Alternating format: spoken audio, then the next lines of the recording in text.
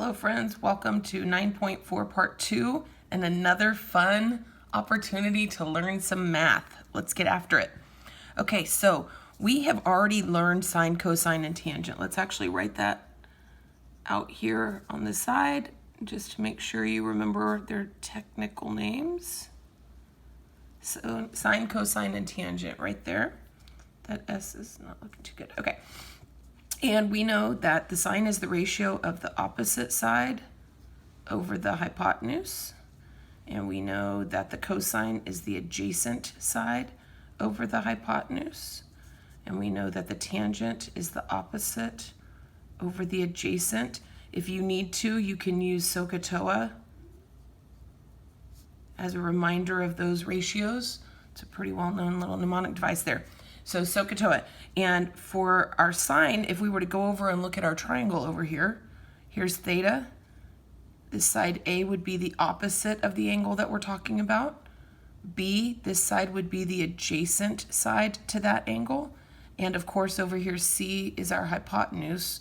We can always tell our hypotenuse because it is opposite. I kind of think of this as an arrow pointing at the hypotenuse. And so, or the little right angle marker here is pointing at the hypotenuse. Okay, so the sine is going to equal the opposite over the hypotenuse, which would be A over C. And the cosine would be the adjacent over the hypotenuse, which would be B over C. And the tangent would be the opposite over the adjacent, which is A over B. So those are three that we're pretty familiar with at this point, hopefully, and getting better at. We're now going to introduce their reciprocals. So the reciprocal of sine is this guy called the cosecant. Okay, and then the reciprocal of cosine is the secant. And then the opposite, or the reciprocal of tangent, is the cotangent. Okay, so these are three newbies, but really all they are reciprocals of these guys. So the cosecant is the reciprocal of sine, meaning it is the hypotenuse over the opposite, which would then be hypotenuse over opposite would be C over A. Oh look, that's the reciprocal. The secant would be the reciprocal, which is the hypotenuse over the adjacent, and that's going to be C over B. And then finally our cotan is going to be the adjacent over the opposite. And of course that's going to be B over C if you're looking at our triangle. All of these are the reciprocals of those guys. All right, cool. So now we can find our 6 trig ratios for 45-degree angle by drawing it in standard position. So we've got a 45-degree angle right here. Let me move that up. We've got a 45-degree angle right here, and we have drawn it in standard position on the coordinate plane, and we're creating a right triangle by dropping this perpendicular to the x-axis. We create this right triangle. I want you to remember that there is the ratio rule that holds true for all 45, 45, 90 triangles, and we're going to use that to find the sides of this triangle. So I'm going to go ahead and call this side 1, and because this is a 45, 45, 90, these two sides, it's an isosceles triangle, and these two sides are congruent, so they are both a 1. And using this ratio right here, if we know that my side lengths are both 1, then our hypotenuse must be 1 times root 2, or root 2. I hope that there is somebody out there listening to this that goes, well, wait a minute, how can you just randomly call this a 1? And the answer is that I can choose to call that a 1. And I'm going to take a quick second here, and I'm going to slide some old notes back in here. You did these notes with Miss Orr. They were 9.3. And you guys did this triangle right here and got these answers. And then you did the same thing for a 45. You did the same thing for a 60-degree angle. And then you guys came down here and you did it with a 5. And you used the same ratio, and you did it with a 3, and you used the same ratio. And what happened is when you did that, you went through and found the sine, the cosine, and the tangent, and you got the exact same answers down here that you did when you had used a 1. Now the reason that happened is because these guys are similar triangles. These two triangles, these 45s right here, these are similar triangles, and so the ratio remains the same no matter which numbers you put in. So that's pretty cool. that is why we can choose to just put in a 1 right here. If I put a 5 and a 5 and a 5 root 2, I'd get the same answers. If I put a 10 and a 10 root 2, I'd get the same answers. And that's true for all of these. And it comes back to the fact that they're similar triangles. Okay, so let's move on. So I'm allowed to pick whichever ones I want there. As long as I maintain this relationship, these answers are going to be the same. So you should be getting pretty familiar with the sine of 45, the cosine of 45, and the tangent of 45. So let's get through those pretty quickly. This is the side that's opposite. This is the side that's adjacent. And this is the hypotenuse. So here we go. The sine of 45 degrees is the opposite over the hypotenuse, which is 1 over root 2. Of course, we need to rationalize that denominator, and we get root 2 over 2.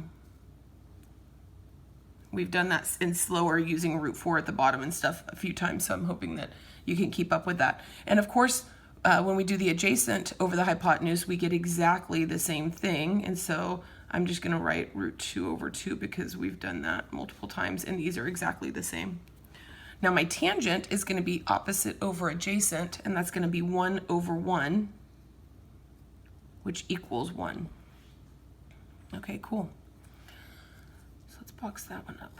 Okay, now here's the new part. We've got to find the cosecant of 45 degrees. To do that, there's 2 ways you can think about doing it. And honestly, whichever one works better in your brain is fine with me. You can take the reciprocal of the original sign that we had right here and just write root 2 over 1, which is equal to root 2. Or you can come over here to your triangle and find the ratio, which is the cosecant, would be the hypotenuse over the opposite, which we have right up here. Okay, so you can use those right up there. So I get root 2. Awesome, possum. Secant of 45 is going to be the reciprocal of cosine, which is root 2 over 1. Right here's my original, and I just do the reciprocal of it. Or I can go over here and do hypotenuse over adjacent. Either way, you get root 2. Cotan of 45 is the reciprocal of this one, which would be, of course, a 1 over a 1, or 1. Or we can come over here and do adjacent over opposite using the definitions above. And so there we go. Now we've got the ones that we knew, and we've got the new ones. A little play on words right there. We've got the ones that we already knew, and now we've got new ones. Okay, let's keep trucking here. We're going to do exactly what we just did for 45. We're going to do for the 30-degree ratios and for the 60-degree ratios. Okay, and then we'll call it good. So here we go. We know this relationship is true for all 30, 60, 90s. So no matter what size I choose my side to be, as long as I have them in this ratio, all of my answers over here are going to be the same. So I can choose a 5, a 10, and a 5 root 3. Or I can choose a 1, a 2, and a root 3 right here. And all of that goes here. If I put a 1 here, I get a root 3 here. 2 times 1 is 2.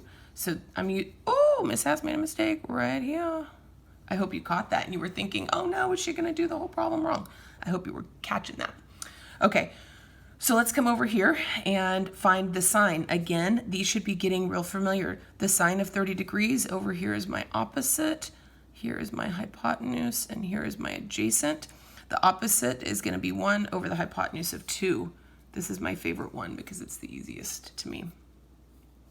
Sine of 30 degrees is 1/2. I just know that one in my head. I hope you do too, or you're starting to get there. Cosine of 30 is going to be the adjacent over the hypotenuse, which is root 3 over 2. Again, I'm hoping that that's getting real familiar. The tangent is going to be the opposite over the adjacent, and I get 1 over root 3, which I will rationalize. And I get root 3 over the square root of 9, but the square root of 9 is 3. Because I'm out of space, I did that a little quicker, and you've seen it multiple times, so hopefully that one's okay. These are the ones you already knew. Now let's do the new ones. So the cosecant of 30 is going to be the reciprocal of this one, which my brain generally just does the reciprocal. But again, if you want to use the definitions above, you can do hypotenuse over opposite. Either way, we're going to get a 2 over 1, which is 2. Okay. We've got secant, which is going to be the reciprocal of cosine, so that would be the hypotenuse over the adjacent, or 2 over root 3, okay? And so right here, I've got my reciprocal of that, I also have my son walking up. Lukey, go, please. I got to finish this, and then you can come back, okay? No, go. So then this one right here is, sorry about that, guys. That's the reality of being home with your children while you're trying to work. So right here, we've got 2 root 3 over root 9, which is a 3. Okay. And then the cotan is going to be, let's see, cotan is going to be the adjacent over the opposite, which is root 3 over 1, or the reciprocal of this original right here. I don't want to do the reciprocal of that because then I have to do more rationalizing, but I can use that original. And of course, that's just a root 3.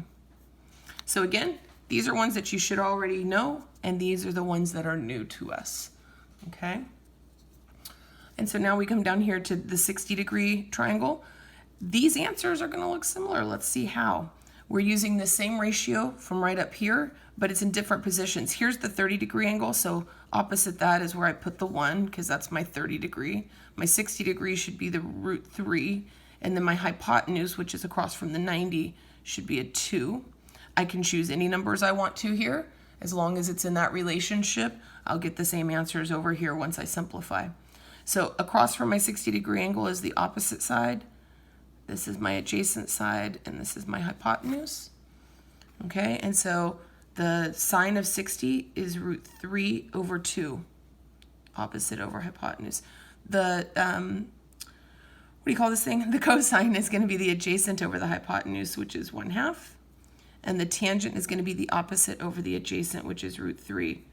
Those answers should look very similar because they're coming from the same triangle. So I'm going to have similar numbers down here as to what you see up there. It's just in different places because I've changed the angles, or the reference point, the reference angle there. Okay, so cosecant is going to be the reciprocal of this guy right here.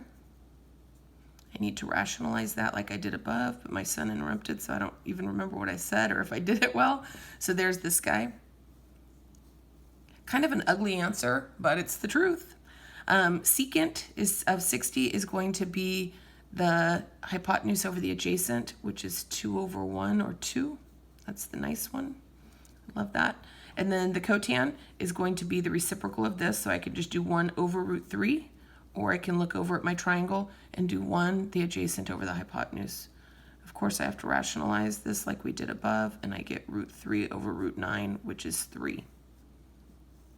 Okay, again, every answer here is up here. I hope you notice that. For some people, that makes it easy because you're like, same numbers, but they're in different positions, which makes it just enough to be kind of confusing. So you got to be really careful. I find that if I know the sine, cosine, and tan, these guys, I don't have to memorize these. I don't have to know them as well because I can always just take the reciprocal of these guys to get these. So for me, I simplify it. I don't memorize all 6. I memorize 3, and then I do the reciprocals to get these guys. Okay? All right, so that's the end of 9.4 part 2. Great job, guys. See you on the next one.